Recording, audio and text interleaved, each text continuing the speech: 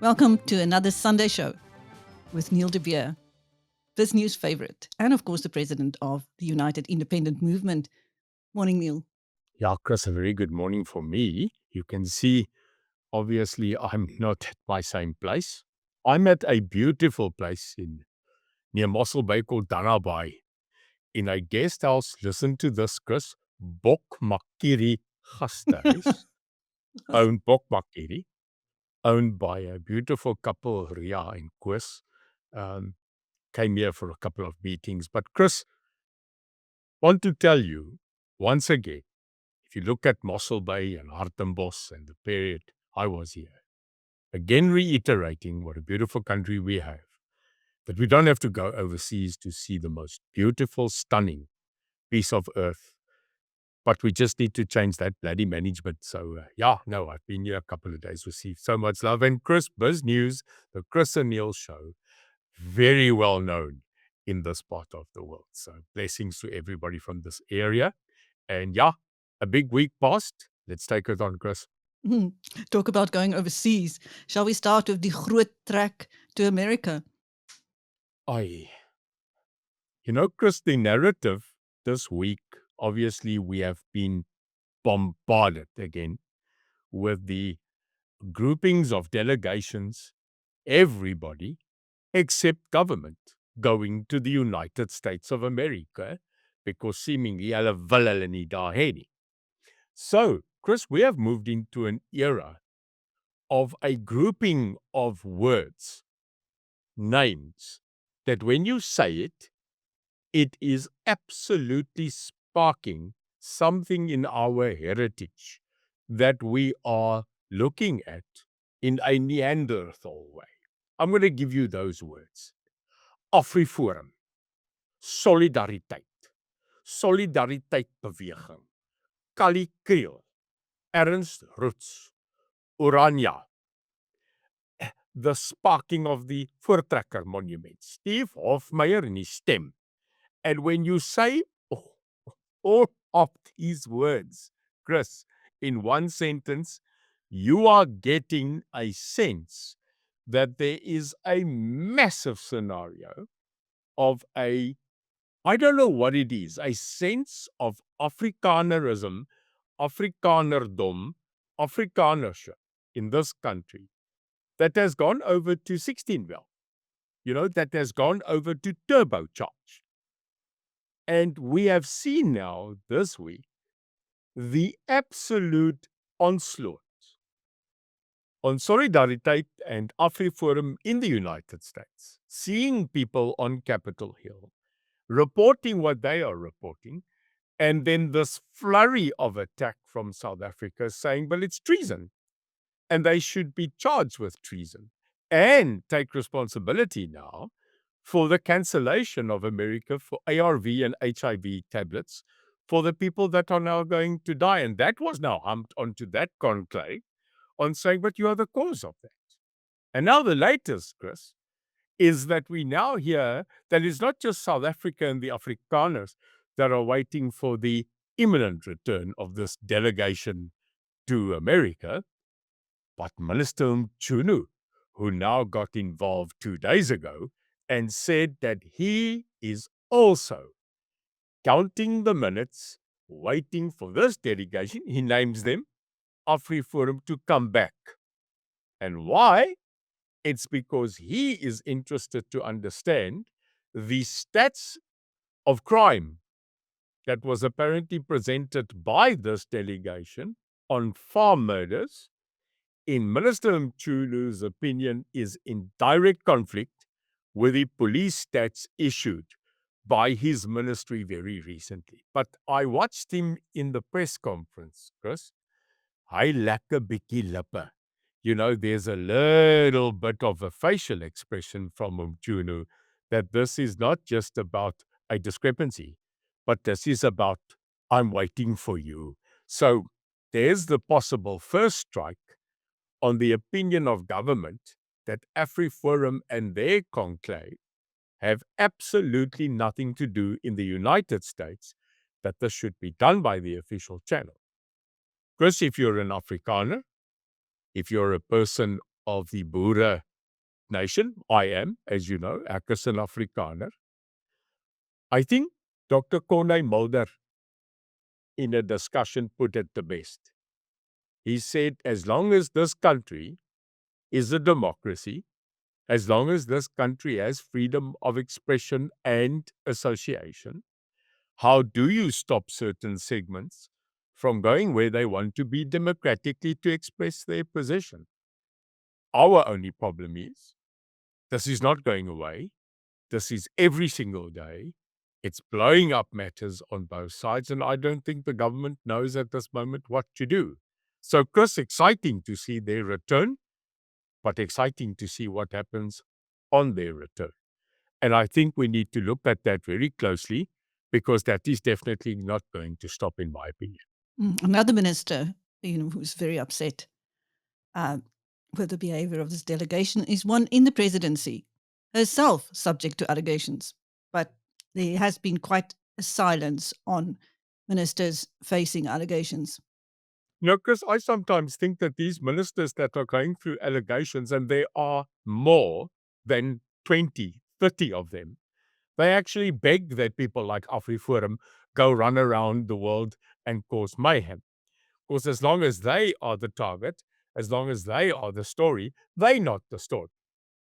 But I wanted to say, Chris, that this program will never stop on a monthly basis to go back and to say that accountability of the executive, and in specifically people in cabinet, we will not let them go. Ons gaan hulle nie los nie. Ons is 'n pitbull op 'n skyfie van 'n ou se agterbeen. We are not going to stop saying that that exact minister in the presidency, who is charged, by the way, to be in head of intelligence within this country, is currently under investigation. But he's now one of the first people to get onto the massive soapbox and say they guilty, and she would like to see a photo of Kallie Kriel and Donald Trump as evidence. Well, madam, we would like to then, while he is taking that kiki, we would like to see your declaration of not guilty as well on record very soon. And Chris, that doesn't just go for her, but it also goes for the other ministers who were blatantly charged. One of them moved from one position of justice to another position because investigated for possible taking money from VBS. Also silent now. No problem. There is no investigation. So, Chris, we will go back continually to say to Cyril Ramaphosa, who himself needs to still say, is he going to do the Pala clearance or is he not? And sit with him and say, it is easy for you to the pot calling the kettle black when both of you are currently still sitting under a massive cloud. And we as the BizNews show are not going to let you go. Talking about people getting stuck in allegations and it never going any further down the justice system, we're looking at the retirement in January of the NPA boss. Not exactly with honours, Neil. No. Chris, I got an honorary certificate in law when I was sitting through the saddest and most tragic trial of Oscar Pistorius. Now, you will remember how we watched it. Now, maybe I'm showing age and era. Chris, did we not sit and watch Barry Roo and Harry Nell in that court case? And I remember while we were watching this absolute fight between two, which I must tell you, genius of legal minds going for it, we became lawyers. I remember us sitting around the table and going, tolos directos and tolos evinciales and de facto and prima facie, and we became lawyers, and everybody said, but there's no prima facie and that daar's nie tolos and directos. I feel sometimes, Chris, that when you look at where we are in the prosecuting level of this country, that we have no dolos directos, that there is no dolos eventualis outcome, and that de facto, which means factually, it is culminating, Chris, into this new Latin two phrases called et nauseam in Afrikaans, totdat jy wil kots. So here we're sitting with et nausea of lists of people that should be in jail. And I'll start with a couple just to create et nausea for you this morning. Dat ek nou nie die arme enigste naar mense is in hierdie land nie. Now here we go, Chris. Bosasa. What did we do? We sat there listening to the Watsons, listening to the other gentleman that was in Bosasa, delivering scathing evidence after evidence of people receiving meat, cars, cash, and they are in the ANC.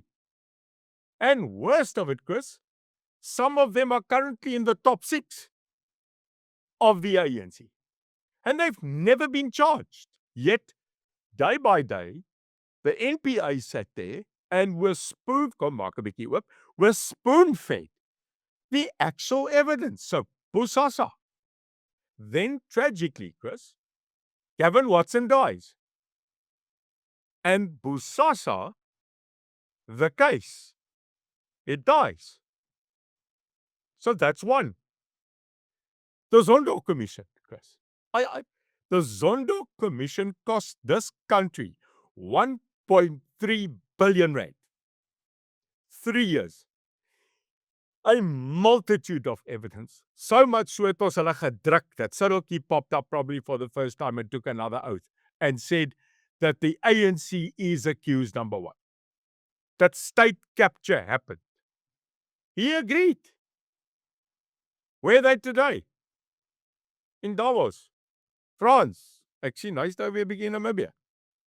You know, in Namibia, there's a plant that grows from nothing. It's called the Welwitschia miserabilis. I think when he landed, the people thought it's one of those plants. So, you know, Cyril is under that scrutiny. And then Chris, they leak a voice note where Chris is Chris, he's always addressing people. Where this Cyril guy is sitting in a meeting and he actually says, Chris, that there is an absolute guiltiness of the ANC using state money to campaign for the ANC. He admits it on a voice note. No charges. So Bosasa, nothing. Then we went to the weapons scandal. The Walking Dead. Now, if there's any way that I would like to ask Pieter, Dr. Pieter Groenewald, we'll talk about him now. I would like to ask the Honorable Minister, do you think it's possible, Dr. Pieter, that we could do a little bit of a review on a single human being that has become a biological miracle and must be captured and put into a museum? Because we have a walking dead man here called Shabir Shaik, who was told that he is imminently going to die.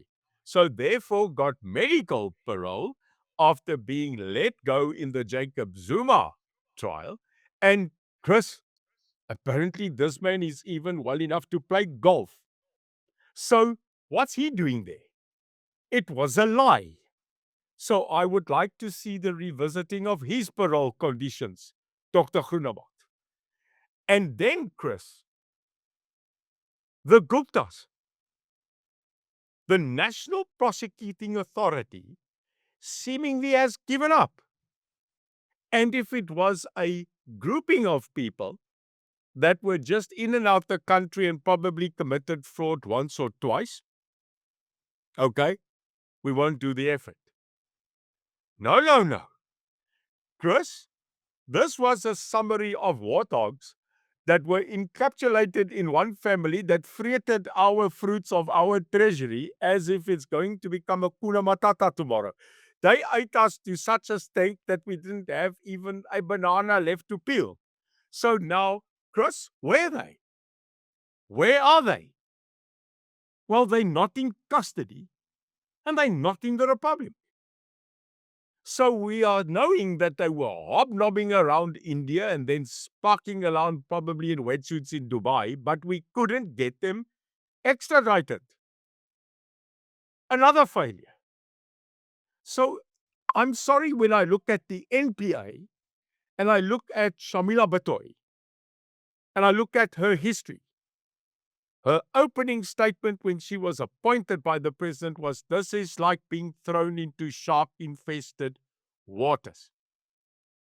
Well, let me quickly tell you, there's a saying that goes, when a mongoose falls into a pit of cobras, the only wish you've got is that the mongoose remains a mongoose. So, coming to the end of her tenure, Chris, I must sit back and go, very, very poor success rate. And I hope that with this new attitude of a GNU, that one of the real showcases they will do is when they appoint a new leader of the NPA, that this person truly will be blind in justice, standing with a sword, and the scales that will tip in favor of the people of this country to be defended with these walking hyenas that are still around here, and some of them disgustingly still being leadership. Talking about Mr. Groenewald and him no longer being leader of the Freedom Front Plus, let's go to party politics, Neil. How do you see the future of the FF Plus now with Groenewald leading the party? Chris, I must tell you, I was for a short while of my life part of sport, and specifically SA rugby. And there was always a golden rule that says a great rugby player, but probably, Chris, in any form of humanity, there's a time to come and there's a time to go. And some people get it right. You know, they leave at the crescendo, they leave at the top, they don't come back. And then they create that instant legacy of this is who I was. But then, Chris, you get people that don't go. They just don't want to go. Like, for example, President Museveni in Uganda, who has been the president for probably since Queen Victoria. I don't think it's him. I think it's a puppet. Maar moer, hy's nou lank daar. They just don't want to go. And that is when you tarnish your name. And I think Pieter Groenewald has taken the right decision. In his explanation, he said, number one, I would like to focus on being the minister because he has been asked Chris to stay on by the president because it's the president's prerogative. And apparently Cyril asked him to stay on. And secondly, he has parted and given on the baton to the new generation. So if you look at the new chairman and to the people that have taken up, they're all under 50 years old. So this is a good thing that he said he needs to. And he said 2026, the battle for a municipal election takes much more energy than a national election. So kudos to Dr. Pieter Groenewald. We tip our hat. I think he has a lot to value still and bring value still to that ministry, Shabir. And I like him. I've always liked him. He is, I told you, like an uncle of mine that I knew. Straightforward. There's no black, there's no white, there's no grey in circles, there's straight up answers. So yeah, good move. And then Corney Mulder. Wished him well. I think we interviewed him this week, Chris. You have had many discussions with him. Different kind of leadership, different style of leadership will always refer to that gentleman as a statesman because he always, in my impression, well, that's my opinion, has never stepped out of line in the sense of being a gentleman. He's a statesman, a very astute, politician, make no mistake. And Chris, if I'm not wrong, now the longest serving member of parliament in the history of South Africa. 3 decades and more. I think, though, the Freedom Front Plus, their nuance, their policies, their attitude, their future will turn into a slightly different direction. I think under Dr. Mulder, he has always been a person that understands self-rule.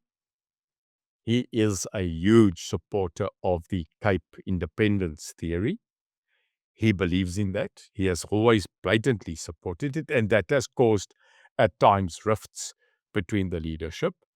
We also know that he doesn't take well to being dictated to on certain principles, and that's why, as the Cape leader, then, of the Freedom Front Plus, we had a lot of ruffling between him and the DA.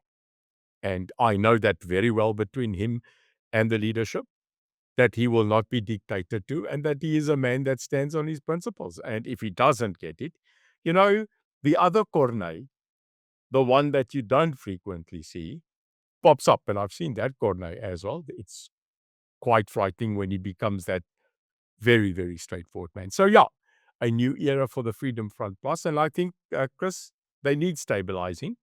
They need a new path. And undisputedly, there was no other one standing.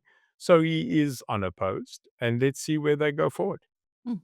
Still on party politics, I had a very interesting interview last week with former President Jacob Zuma's private secretary, Mr. Isaac Leshona.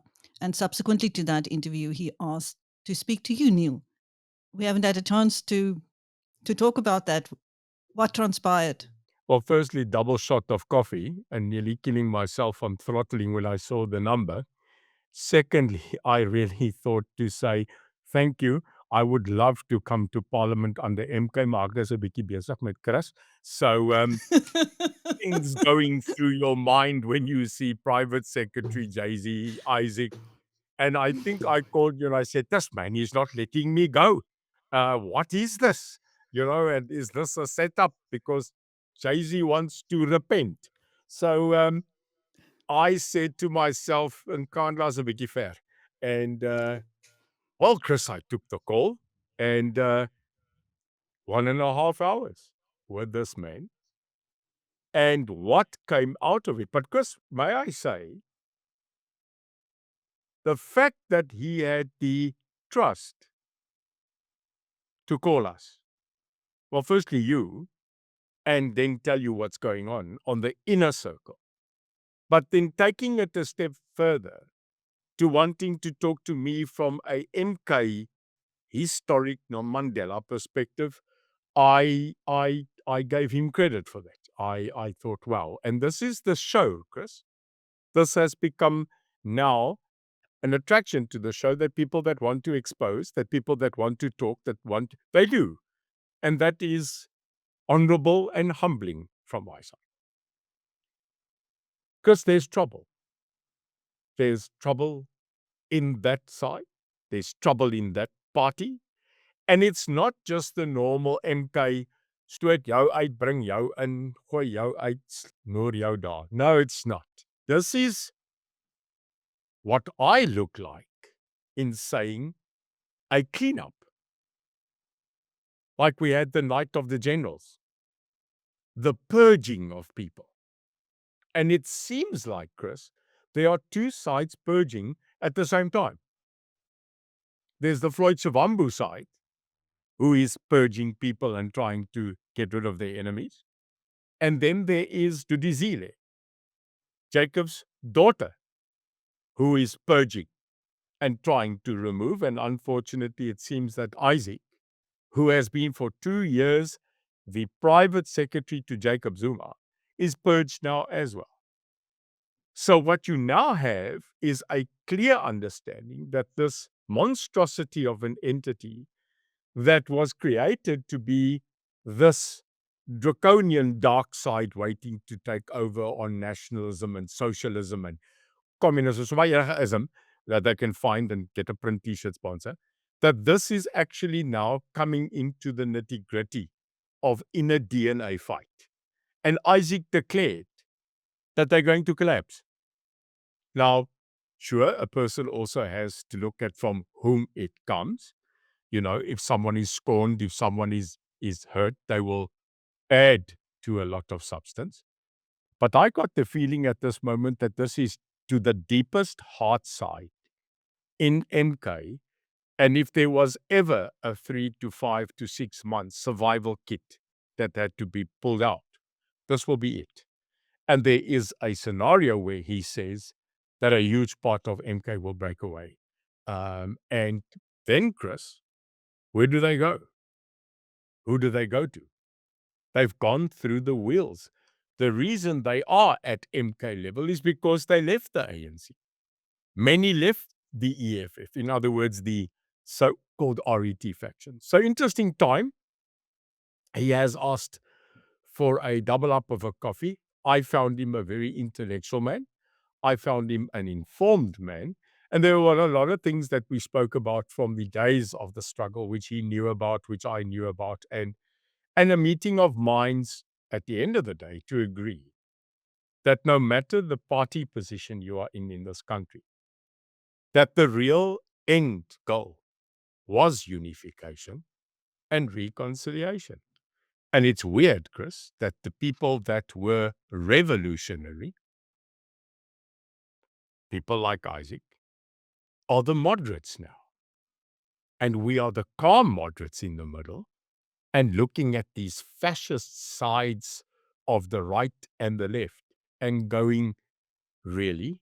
This is not what we want. So yeah, I think MK has got to now finally face die kasterolie, drink hulle lewens essence, and get ready for a rough ride. Meanwhile, the nation is on tender hooks for a revised budget next week. Neil, what have you heard? Hey, Chris, you know, we are truly scraping this barrel. You know, because in my days, we had the times of ping pong. I don't know if you remember the game that you used to go and there were two. There was Pac-Man and there was ping pong. You know, the thing you press and then the ball comes down and clink, clink, clink, clink, clink. That's the Minister of Finance, I see Baliki, and everything he's trying is ping-ponging, and unfortunately the bloody thing tilted. So now, it used to tilt. Now, where does he go first? Well, he goes to raise VAT. But by doing that, he tried to tap money from the poor.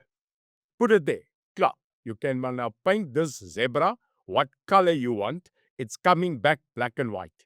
So, I'm telling you, he tried to suck his deficit money from the poor.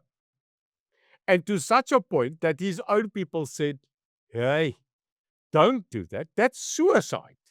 So, VAT, no, we are not going there. Chris, then he decides he's going to go directly to the opposite side, wealth tax. He's now going to tax the people who are currently in his scenario wealthy, who are, by the way, the biggest earners, who are, by the way, probably the biggest company owners, who are the biggest investors. He's now going to chow them and then take that money from them. This obviously also gets a pushback because not all of the people that are chowable are in the conclave of white minority capital, because he'll have to start with Pala himself first, and then Uncle Patrice Motsepe and Tokyo Sequale and all the other stalwarts. So that wouldn't rise well with them own, because remember, they don't do on themselves, which they want to have done on others. So wealth tax, Chris, becomes a ooh. And now where do they go? Well, now it's rumored the state pension fund looks lucrative and attractive. Chris, I now understand that the state pension funds, which you know, are worth billions in this country, are now looking very attractable to Enoch. Well, I think anything that whappers cash, even if it was a 10 rand note on a broken cactus of a tequila plant in Mexico, would look attractive to Enoch Godongwana because he needs money. So at this current moment, he's like a ping pong ball. He's hitting the wealth. He wants to do VAT. He's now, oh, look, pension fund. And that is where we are, at the barrel and at the scraping of the bottom. You know, when you do lekker krummel pap, Chris, at the bottom, there's normally a piece that's burnt. Daar moer julle mekaar because that's the most scrumptious. And he's there now. I cracked say puppy. So I don't know. What we do know, the 12th is coming. It is inevitable. He is having to do it because if he fails again, yeah, then we are all going to Robben Island, claim it as a holiday resort and pick coconuts because then it's gone. Then there's no more fiscus. So he has to come up with an idea. Borrowing money, taking money is not seemingly the plan. But I'll leave you with this question, Chris. What happened to our money? Where's our money? Because every day we hear of another 80 million, another 60 million, another 100 million of over expenditure, wasteful and fruitless loss, theft and looting by the billion a week. And that's concerning, Chris, that we are sitting with a minister who is walking around like Alice in Wonderland, click, who just wants to leave, knowing that this briefcase that he carries into Parliament that is supposed to carry the bloody budget is in actual fact a pumpkin ready to explode at 12. So I am telling you, we are in trouble because that money that is stolen, that money that was looted, could actually cover the deficit if he really tried to. But it doesn't seem that he wants to cut on himself. He doesn't want to cut the 4 billion for blue lights and VIP protection. He doesn't want to cut the housing subsidies. He doesn't want to cut the salaries of ministers. He doesn't want to shrink the state. And that proves, Chris, that if you take this man, Enoch Godongwana, with his hat, which probably cost 23,000 rand, and you put him in a ShopRite attending queue to look after the people just selling Oros, he'll bankrupt that as well. So this man has got no business acumen. Yeah, I am now insulting him. Cry for you. Because this is what South Africans are thinking.